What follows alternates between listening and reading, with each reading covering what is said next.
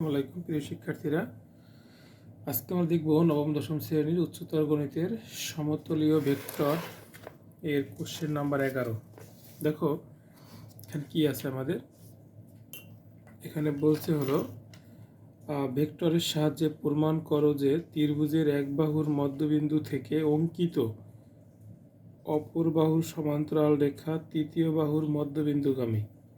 ঠিক আছে, দেখি একটু আমরা এখানে প্রমাণটা দেখো।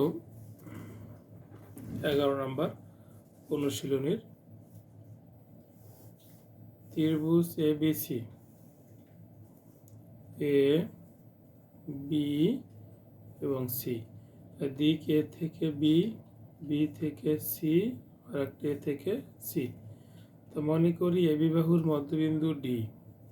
তো বলছে কোনো বাহুর মধ্যবিন্দু থেকে অপর বাহুর সমান্তরাল রেখা তৃতীয় বাহুর মধ্যবিন্দুগামী। তৃতীয় বাহু ধরলাম আমরা এসি, ঠিক আছে, এসি। তা ডি হলো বিসি বাহুর সমান্তরাল এবং এসি বাহুর মধ্যবিন্দুগামী ই, অর্থাৎ আমাদের প্রমাণ করতে হবে ই এসি এর মধ্যবিন্দু। ঠিক আছে, তাহলে মনে করি ত্রিভুজ এবিসি এর এডি বাহুর মধ্যবিন্দু,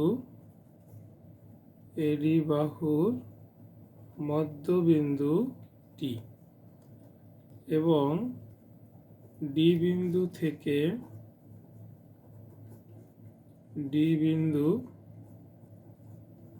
থেকে বিসি বাহুর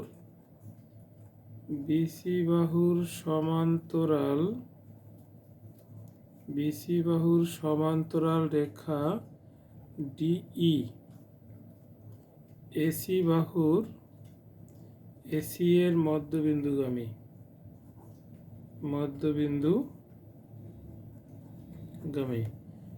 তাহলে প্রমাণ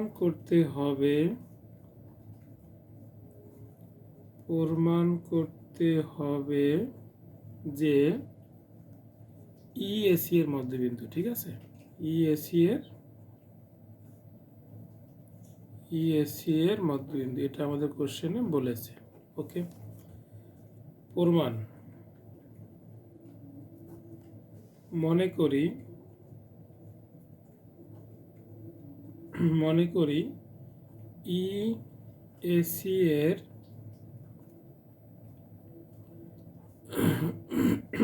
মধ্যবিন্দু নয়, বরং এফ এসি এর মধ্যবিন্দু। ঠিক আছে, তো কি ধরলাম আমরা এখানে? ধরি ই এসি এর মধ্যবিন্দু নয়, বরং এফ এসি এর মধ্যবিন্দু। ওকে, এটা কিন্তু এখন ধরে নিছি। তোমরা আবার এখানে এসে বলো না যে স্যার তো মাপ মেলেনি, তারপরে বললেন কেন। আমরা এখানে বলছি মনে করি, ঠিক আছে, তা মনে করি বললে কিন্তু লেখা যাবে। হ্যাঁ, আচ্ছা, ওকে। ত্রিভুজ এ ডি এফ, হ্যাঁ, ত্রিভুজ এ ডি এফ এ যোগ বিধি অনুসারে দেখো আবার লিখতে পারি এখানে এডিএফ এ এডি প্লাস ডিএফ ইকুয়াল টু কত? এফ। লিখতে পারি এখানে আমরা এডি plus DF is equal two F. একই দিকে চলমান দুই বাহুর যোগফল বিপরীত দিকে চলমান বাহুর সমান। তাহলে বা DF is equal two AF minus কত? এডি। তাহলে বা DF is equal two F. দেখো, যেহেতু বলছিলাম কি এফ এসি এর মধ্যবিন্দু, সেহেতু এফ এর পরিবর্তে আমরা লিখতে পারবো কি হাফ এসি। এফ হচ্ছে এসি এর অর্ধেক। ওকে, এবার দেখো এডির পরিবর্তে লিখতে পারি হাফ এবি। কি লিখতে পারবো আমরা? Half AB. হাফ এবি লিখছি এডি এর পরিবর্তে। বা DF equal to half common নিলে এসি মাইনাস এবি। তাহলে বা DF is equal to half AC minus এবির পরিবর্তে কি লিখবো বিসি। কেন? ত্রিভুজ এ বি সি এ, দেখো ত্রিভুজ A B C A, A B C, এ থেকে বি, বি থেকে সি, এ থেকে সি, ত্রিভুজ এ বি সি কি লিখতে পারি আমরা? A C is equal to A B plus BC. Okay, এখান থেকে লিখতে পারি আমরা যে BC is equal to AC, এবিকে এদিকে পাঠাইলাম মাইনাস এবি। তো আমরা এখানে এসি মাইনাস এবির পরিবর্তে লিখলাম বিসি। দুই পক্ষে পরম মান ব্যবহার করে ভেক্টর চিহ্নকে তুলে দিই আমরা। ঠিক আছে, তাহলে এখানে কি লেখা যায়? DF equal to half BC. Okay, এখান থেকে বলতে পারি আমরা যেহেতু DF equal to half BC, সেহেতু বলতে পারি আমরা ডিএফ সমান্তরাল বিসি। এটা কেন বললাম, এর ব্যাখ্যাটা আমাদের দেওয়া আছে লেকচার 1-এ উদাহরণ 3-এর ভেক্টরে। ওকে, ডিএফ সমান্তরাল বিসি এবং ডিই, এই দেখো এখানে এই যে ডিই,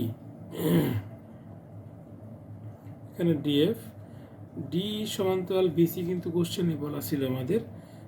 তাহলে ডিই সমান্তরাল বিসি, এটা লিখে দেওয়া কি পাশে দেওয়া আছে, মানে উদ্দীপক এটা বলে দিয়েছিল আমাদের যে ডি সমান্তরাল বিসি হবে। তাহলে এখানে দেখো ডিই, ডিএফ এবং ডি উভয় বিসি এর সমান্তরাল, উভয় কি দেখো ডি বিন্দুগামী। এই কথাটা বাংলায় লিখবো এখানে আমরা যে ডিএফ ও ডিই উভয় বিসি এর সমান্তরাল, বিসি এর সমান্তরাল এবং এবং ডি বিন্দুগামী, মানে ডি বিন্দু থেকে যায় দুজনেই ডি বিন্দুগামী। ওকে, তো এখানে লিখতে পারি আমরা অতএব ডিএফ ও ডিই পরস্পর সমানুপাতিত হবে। এর মানে একটার উপর আরেকটা স্থাপন করা যাবে, অর্থাৎ এফ ও ই বিন্দু ভিন্ন হতে পারে না। তাহলে কি হবে? এফ ও ই একই বিন্দু, অতএব ইএসি এর মধ্যবিন্দু প্রমাণিত, ইএসি এর মধ্যবিন্দু। দেখো আমরা বলছিলাম কিন্তু এখানে এফ এসি এর মধ্যবিন্দু, যেহেতু ই এবং এফ একই বিন্দু সেহেতু আমরা বলতে পারি যে ইএসি এর মধ্যবিন্দু প্রমাণিত। এটাই বলছিলাম আমাদের যে প্রমাণ করতে যে ইএসি এর মধ্যবিন্দু। আল্লাহ হাফেজ। আমরা আজকের লেকচার 11 নম্বর দেখলাম, পরবর্তী লেকচারে আমরা বাকি বিষয়গুলো দেখবো। আল্লাহ হাফেজ।